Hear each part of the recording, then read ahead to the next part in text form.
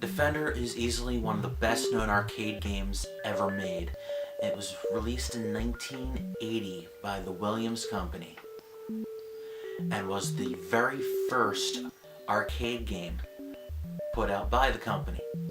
Previously, they were known for making pinball machines. The game was an early example of using wrapping and scrolling to make the landscapes seem much bigger, and compared to the single screens of contemporary games such as Asteroids and Space Invaders that came slightly before, it seems like a much more advanced, much more modern game. A year after Defender was released in the arcades, a sequel saw its way out called Stargate. Stargate simply took Defender and added to it.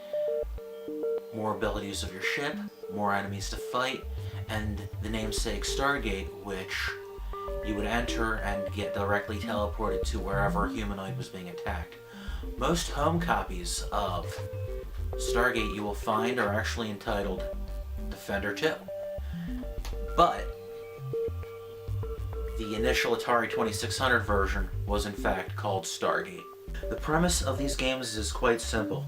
The planet is being attacked by these alien ships called landers, and if they capture a humanoid from the bottom of the screen, it will cause the lander to transform into a mutant.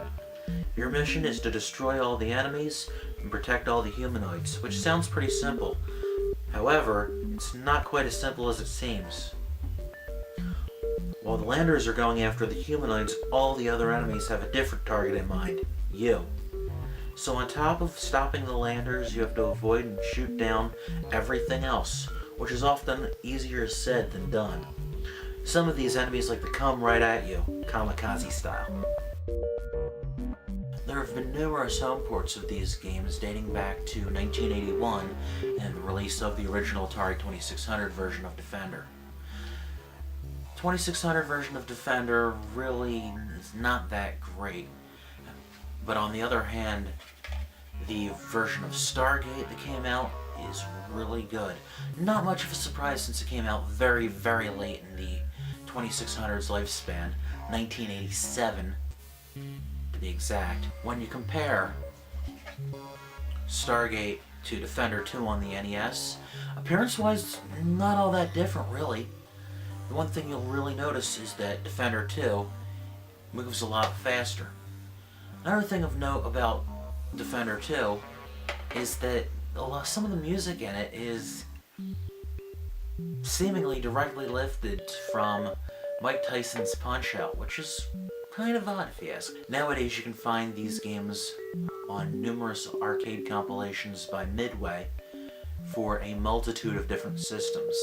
The original Defender is considered a classic, and if you haven't played it, I think you really should.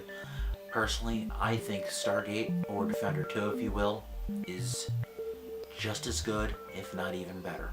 I hope you've enjoyed this review, and I'll see you next time. Take care.